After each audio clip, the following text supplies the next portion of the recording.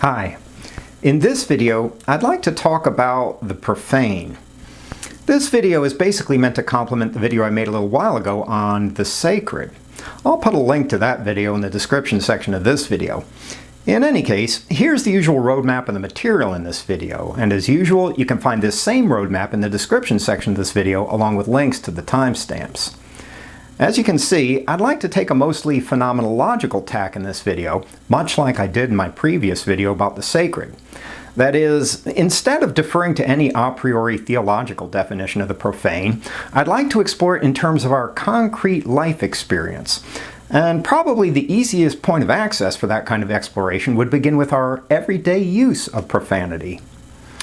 But perhaps I should first provide a rationale for exploring the profane in the first place, which I suspect can easily seem like an unsavory or even foolhardy project, especially to those of us who regard ourselves as staunch defenders of the sacred and who consequently regard the profane as a kind of enemy and see no value in trying to understand it. In those sorts of cases, I'd say that it's probably not a bad idea to remember that the surest way to lose any war is to fail to understand our enemy well enough. However, perhaps some of you listening to this are of a more holistic persuasion and consequently see the world in terms of complementarity. From that point of view, the way we relate to the sacred, as well as to the profane, springs from the same basic source, which would be our relation to life itself, and more specifically to the dimension of the transcendent, whether we think of it in terms of God or gods or perhaps in more secular ways. So from that perspective, if we really want to understand and deepen our relation to the sacred, we must also be willing to fathom our relationship to its profane counterpart and to understand all the reasons why it's tempting to move away from the sacred, and even towards sacrilege, desecration, and debasement, which, after all, are pretty common phenomena in human affairs. But the point is that whether we're unswerving defenders of the sacred, or whether we see it in terms of a holistic, complementary relationship with the profane, it's still important to understand the profane in some sort of reasonably deep, non-trivial way. Anyhow, with that out of the way, probably for most of us, the most immediate and obvious point of access to the profane has to do with profanity in its everyday sense, basically in the form of cussing and swearing. In that vein, I'd say that most profanity falls into one of two classes. First, there's profanity that has to do with bodily functions, especially those having to do with sexuality and excretion. And then there's profanity that has to do with damnation. Examples of sexually oriented profanity would include the time-honored F you, or its more participial usage, you effing idiot.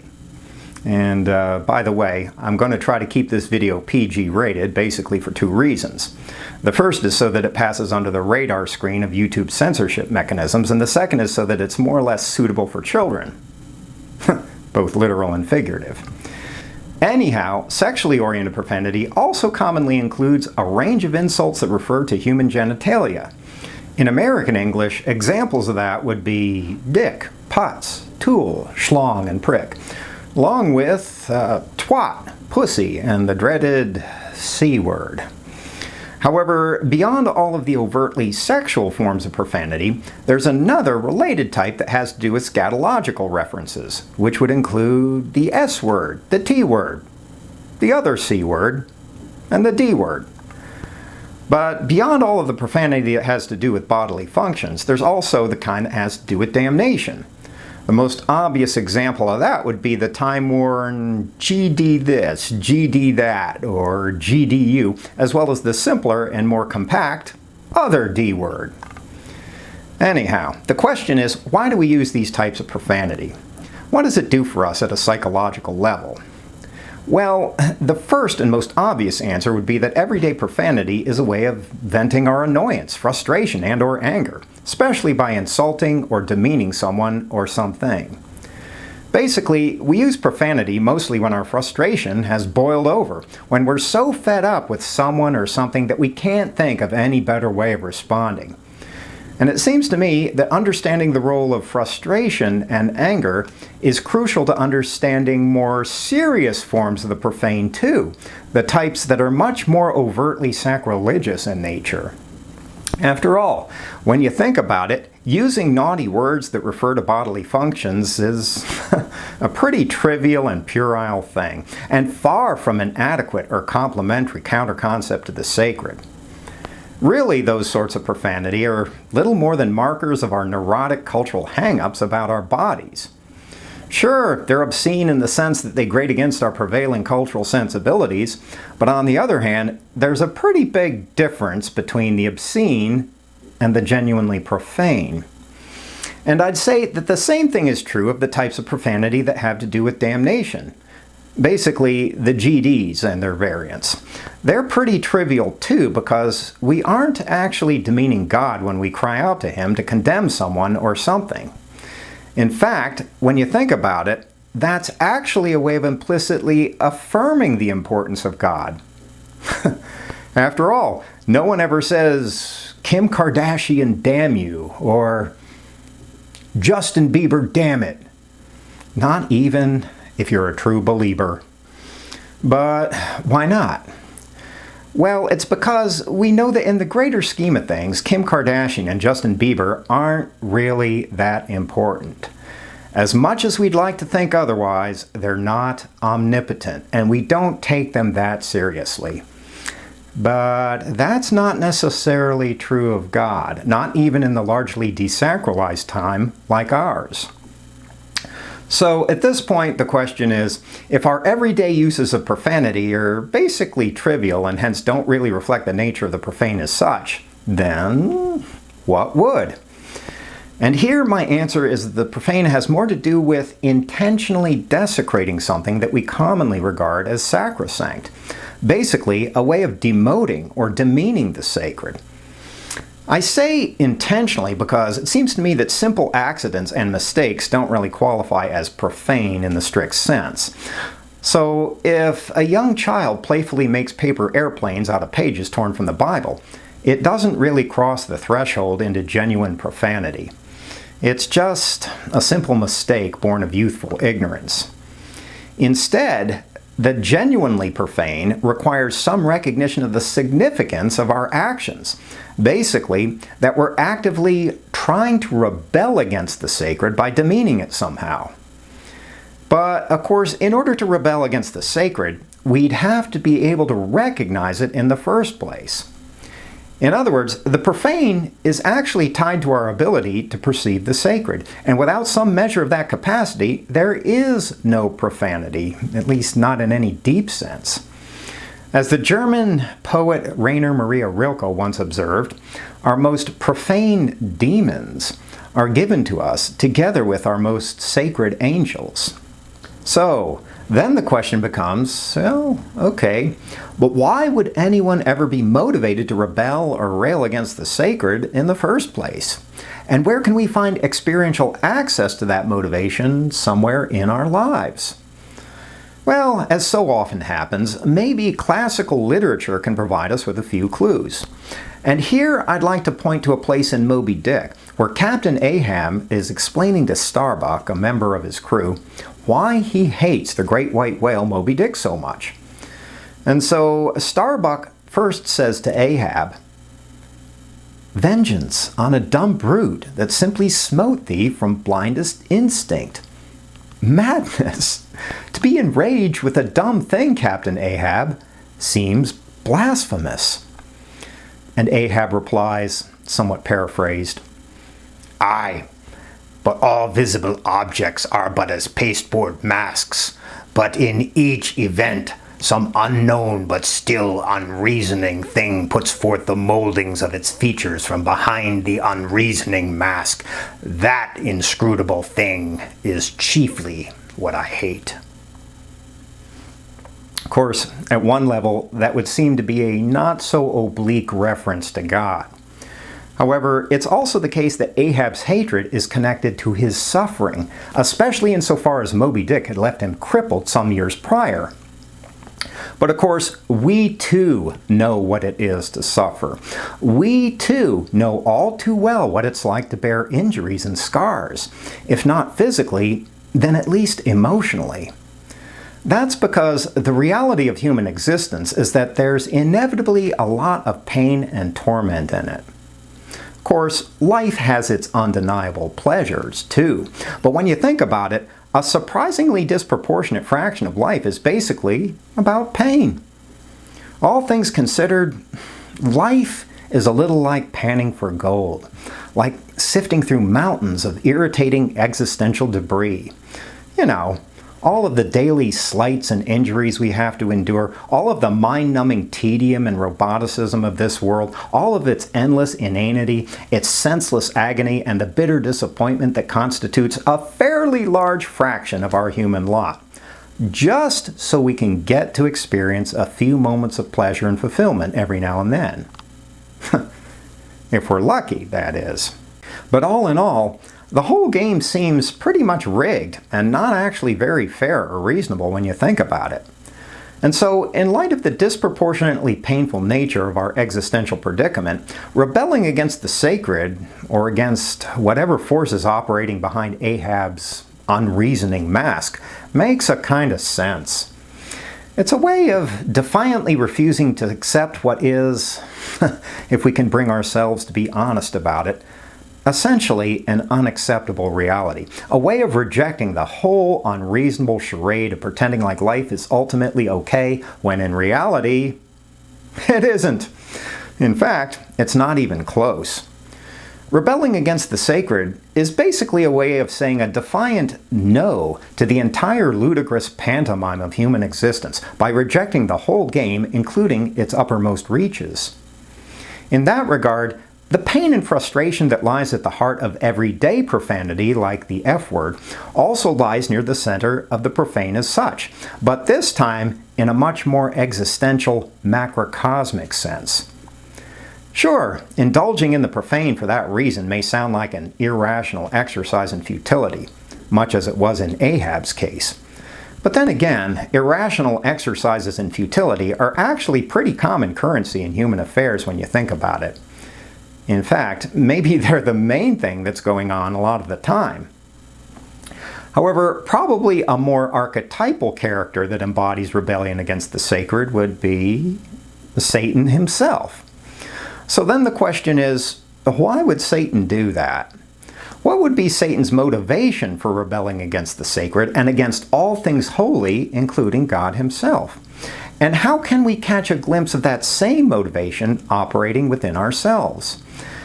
And probably the most commonplace answer to the first part of that question would be something like, well, Satan was envious of God's power, and at the same time, he was filled with his own pride, ambition, and hubris, and he consequently went to war against God.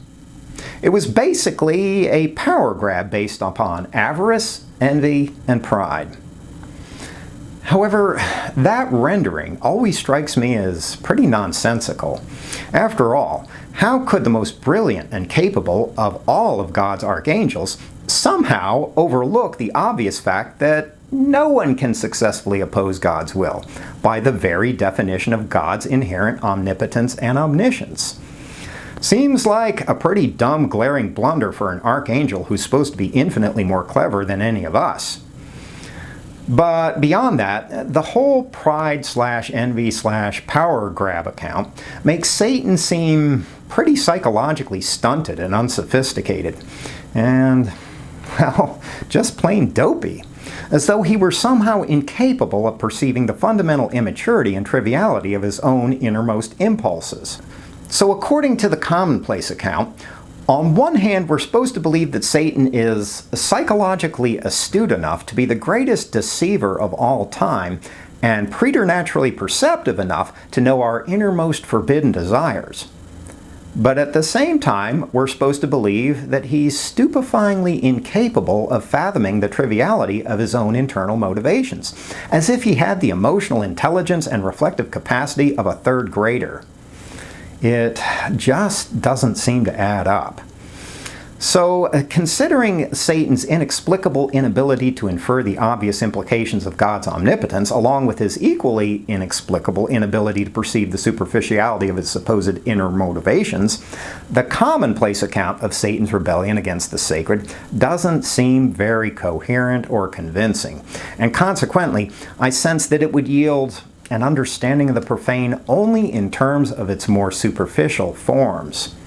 Instead, I think that a much more trenchant insight into the profane comes to us from John Milton, who in Paradise Lost has Satan give us the following post factum rationale for his rebellion. Better to reign in hell than serve in heaven. Of course, it's always easy to see that as a simple case of sour grapes, especially since it occurs after Lucifer's fall. However, I think that its meaning with respect to the question of the profane runs quite a bit deeper than that. From that perspective, the profane would be about trying to lay claim to a range of freedom. Basically, about our desire to be the captain of our own ship, so to speak, rather than a galley slave in someone else's. In other words, the profane would be about renouncing all of our world's usual insistence on adopting an ethic of subservience, obedience, and docility, especially when it comes to the sacred. Instead, the profane impulse would be about trying to lay claim to a much wider reality, one that's not governed by any sort of obsessive adherence to an overly regimented, regulated, and/or restricted way of life, but one that seeks out a much deeper joy in conjoining chaos with order, combining intoxication with sobriety, and juxtaposing darkness with light. After all, isn't it true that one of the most direct paths to a truly hellish existence is to restrict everyone to always having to be good, to always having to think and say and do the appropriate thing all the time, never allowing anyone the freedom to deviate, not even 1 millimeter from the narrow, well-regulated path preordained for us? And when you think about it, isn't it also true that we all need to feel free enough to take vacations every now and then, to enjoy vacations from the appropriate and respite from our zeal for the sacred? That's because the truly healthy, fulfilling life is more or less about balance, about being able to balance the darkness of human existence against its brilliance. You know, the kind of life that's able to acknowledge both sides of the equation and combine them in some fruitful way. And because balance is such an important and integral part of a healthy life, when we find ourselves overly preoccupied with the sacred, what we need more than anything else is the heavy counterweight of the profane to pull us back down to earth and help us regain our equilibrium. But the thing is that that's not likely to happen if we're not captain of our own ships in the first place, if we're not able to navigate through the seas of this world according to our own sense of what we really need at any point in time. And speaking of being captain of our own ships, when you think about it, isn't reveling in the wider horizon of our human freedom one of life's greatest pleasures? Isn't it incredibly exhilarating to be able to decide for ourselves which stars in the night sky we're going to use to chart our course?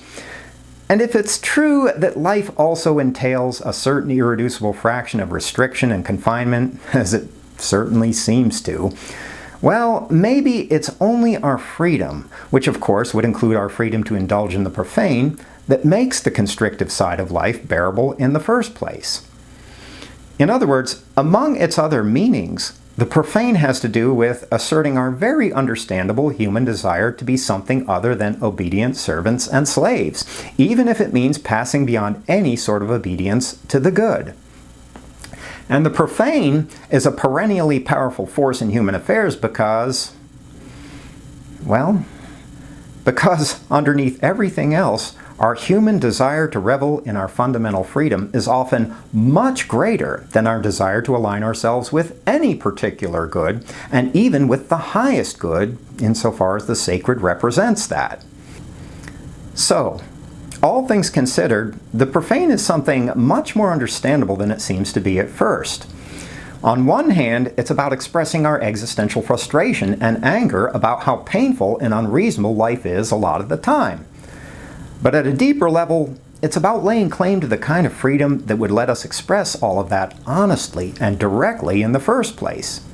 And at the same time, it's about renouncing any kind of enslavement dynamic that would end up negating or constricting that range of freedom, and in the process, deny us our human birthright to act as the captain of our own ship. However, at this point, maybe it's still unclear why it's important to know all of that. For people who espouse holism, the answer is probably already obvious. But for people who see the sacred as an inviolable value and way of life, the answer might still be a bit elusive. At the beginning of this video, I suggested that for those of us who see ourselves as defenders of the sacred, it's still important to understand the profane in much the same way that it's important to understand our enemies if we ever hope to secure victory in war. However, I'd like to move toward ending this video by suggesting a deeper reason to understand the profane, as well as the longings of the human soul that are related to it, and it has to do with compassion. Basically, compassion is about understanding what other people are going through, especially by making some effort to see life through their eyes, rather than staying safely cocooned within our own moral judgmentalism. And when you think about it, what in this world could be more sacred than that? What could be more sacred than all of our faulted, imperfect efforts to benefit the souls who are suffering and struggling right alongside us? And if there's a godly path through this life, wouldn't it mostly consist of that? But of course, then the question is, how are we going to be able to find compassion for the people around us if we won't let ourselves understand what they're going through? If we just dig in our heels and refuse to comprehend the reasons why the profane can be such a convincing and powerful thing in our lives, for instance? And perhaps more to the point, without compassion, how are we going to be able to help our fellow travelers in this life? How are we going to assist them, and ourselves too, as we struggle together to move toward a deeper and more fulfilling involvement not only with the sacred, but with life more generally? How are we going to be able to do all that if we steadfastly refuse to understand the forces that are moving us in the exact opposite direction? If they remain little more than inscrutable, incomprehensible mysteries to us? Well, I guess that's just a thought. Possibly a profane one. Anyhow, thanks as always for watching, and as always, take care of your soul.